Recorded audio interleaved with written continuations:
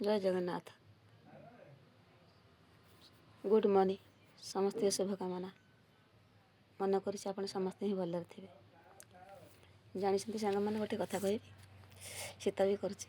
ଗୋଟେ କଥା କହିବି, ନିଜର ଲୋକମାନେ ନିଜକୁ ଠକନ୍ତି। ତାଙ୍କ ପାଖରେ କିଛି ବି ନଥିବ, ପଇସା କି ପତ୍ର ଭଲ ମଧ୍ୟ କିଛି ବି ନଥିବ ନା, ସେମାନେ ଆସିବେ ତୁମ ଘରେ ବସିବେ, ହସିକି କଥା କହିବେ, ତୁମକୁ ଏଣୁତେଣୁ କରି ଗେଲେଇ ଗେଲେଇ କଥା କହିବେ। ଆମମାନେ ତାଙ୍କ କଥାକୁ ଶୁଣି ବସିଥିବା। ମନ ଭିତରେ ତାଙ୍କର ଗୋଟେ ଥାଏ, ଗୋଟେ ଶକ୍ତି ଥାଏ। ଆକୁ କେମିତି ଆମ ପାଲରେ ପକାଇ, ଆକୁ ଭଲ ଭଲ କଥା କହି, ମିଠା ମିଠା କଥା କହି, ହସି ହସି କହିଲେ ଏ ଲୋକଟା, ସରଳିଆ ଲୋକଟା ପଟିଯିବ। ସେମିତି ମୋ ଭାଉଜ କ'ଣ ସବୁବେଳେ ଏମିତି ଆସିବ। ସବୁବେଳେ ମୁଁ କହିବ ଏମିତି ତ ଇଏ ଘରକୁ ମୋର ଆସେନି। ସବୁବେଳେ ଆସିବ, ମୋତେ କଥା କହିବ, ହସି ହସି କଥା କହିବ, ମୋ ମୁଣ୍ଡ କୁଣ୍ଡେଇ ଦେବ, ମୋତେ ଟିକେ ଯାହା ବି କିଛି କରିଥାଣି ଦେଇଦେବ। ହେଲେ ଆରେ ଏତେ ଆଗ୍ରହ କ'ଣ, ଏତେ ଦିନ ପରେ ଏତେ ଆଗ୍ରହ ଭାବିଲି। ତାପରେ ଏମିତି ଏକା ଗଲା ହାରି ଗୋଟେ ସପ୍ତାହ। ଝିଅଟାର ତା'ର ଗୋଟେ ରିସ୍ତା ଲାଗିଲା। ପଇସା ପତ୍ର ନଥିଲା ବାହାଘର କରିବା ପାଇଁ। ମୋତେ ଆସିକି କହିଲା ଏମିତି ଏମିତି ଘଟଣା, ସେମିତି ସେମିତି ଘଟଣା। କ'ଣ କରିବି, କିଛି ନ କହି ନ ବୋଲି କହିଲି କ'ଣ ହେଲା ତୋର? କହିଲା ଝିଅଟିର କୁଣିଆ ଆସିବେ, କ'ଣ କରିବି, ଏମିତି ଏମିତି ସେମିତି ବାହାଘରଟେ ଲାଗିଛି, ଏଇଟା ସେସବୁ ଭଲ ମନ୍ଦଟା ଛାଡ଼ିଦେବି, ମୋତେ ମିଳିବନି, କ'ଣ କରିବି?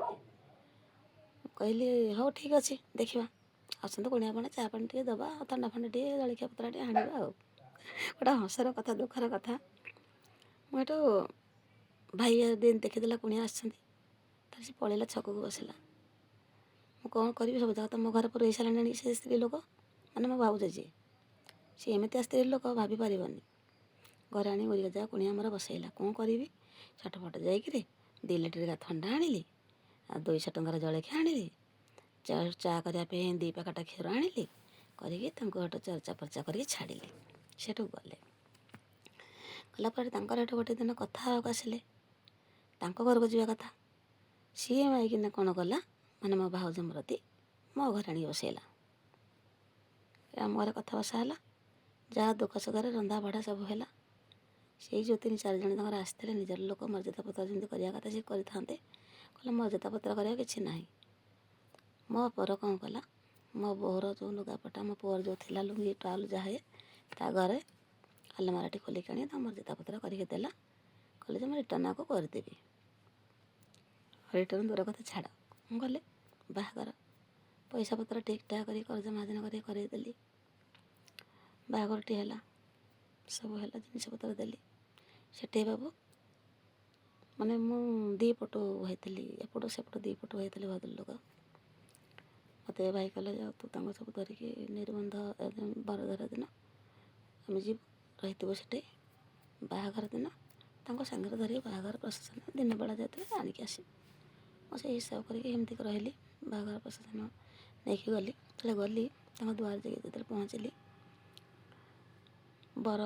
ବରଣୀ ହେଲା ପରେ ଭାଉଜ କହିଲେ ତୁମେ ତ ତାଙ୍କ ସାଥିରେ ଆସିଛ, ଆଉ ଆମ କୁଣିଆ ତୁମେ କେଉଁଦିନ ହେଲ? ପରେ ଭାଇ କହିଲି ଭାଇ ଏମିତି କ'ଣ ଭାଉଜ କହୁଛନ୍ତି? ନା ତୁମେ ତ ତାଙ୍କ ସାଥିରେ ହେଲ, ତୁମେ ତ ତା କୁଣିଆ ହେଲ, କ'ଣ ମୋ କୁଣିଆ ହେଇଛି କି? ତୁ କ'ଣ ମୋ ଘରକୁ ଦିନଠୁ ଆସିଛୁ କି, ମୋ ଘର ଦିନଠୁ ଆସିଛୁ? ଆଉ ସମସ୍ତେ ସମ୍ମାନ ଦେଲେ, ମୋତେ ଦେଲେନି, ଆଞ୍ଜଳି ଚାଉଳ ଖାଇବାକୁ ବି ଦେଲେନି। ମୋତେ କହିଲି ଯେମିତି, ମୋତେ ଏଠି ଭାଇ କଥାଟି କହିଲା ତୁମେ ତାଙ୍କ କୁଣିଆ, ମୁଁ ତୁମକୁ ହିସାବରେ ସମ୍ମାନ ଦେବି। ସମ୍ମାନ ଦେଲାନି କି ଅଞ୍ଜଳି ଖାଇବା ଲୁଗା ଖଣ୍ଡେ ଦେଲାନି। ମୁଁ ଯେତେ ବ୍ୟବହାର ଯେଉଁ 5,000 ଟଙ୍କା 6,500 ଦେଇଥିଲି, ତାକୁ ବି ମର୍ଯ୍ୟାଦା ପତ୍ର ଦେଲାନି। ହେଲେ ଛି, ଏଇସବୁ ଜିନିଷ ଶୁଣିବାକୁ ଭଲ ଲାଗୁଛି? ଛି କରିଦେଇ ପଳେଇ ଆସିଲି। ସେତେ ଜୋର କହୁଛି ସାଙ୍ଗମାନେ, ନିଜର ଲୋକଠୁ ମୁଁ ଯଦି ଠକିଛି ସେମିତି ନ ଠକନ୍ତୁ, ନିଜର ଲୋକଠୁ ଦୂରେଇ ରୁହନ୍ତୁ। ଆପଣ ଜାଣିଥିବେ ଯେଉଁ ନିଜର ଲୋକ ଆପଣଙ୍କର ଆପଣଙ୍କର ହେବେ, ତାଙ୍କମାନଙ୍କୁ ସାହାଯ୍ୟ କରନ୍ତୁ, ହାତ ବଢ଼ାନ୍ତୁ। ଯଦି ବାହାର ଲୋକ ସାହାଯ୍ୟ କରିଥିବେ, ଆମକୁ ବାହାର ଲୋକ ସାହାଯ୍ୟ କରିବେ। ନିଜର ଲୋକ ଯଦି ଆମେ ସାହାଯ୍ୟ କରିଥାଉ ନା, ନିଜର ଲୋକ ସାହାଯ୍ୟ ହେବେନି, ସେ ଗୋଡ଼କୁ କୁରାଢ଼ି ମାରିକି ଆମ ଗୋଡ଼ଟାକୁ ଛିଣ୍ଡେଇ ଦେବେ। ଏଇଟା ଠିକ୍ କହିଲେନି ସାଙ୍ଗମାନେ? ଏଇଟା ଯଦି ଭୁଲ ଥିବ ମୋତେ କ୍ଷମା କରିବ, ଯଦି ଭଲ ଲାଗିଥିବ ମୋତେ କମେଣ୍ଟରେ ଜଣାଇବେ। ହେଲା, ରଖୁଛି ସାଙ୍ଗମାନେ, ବାଏ ବାଏ।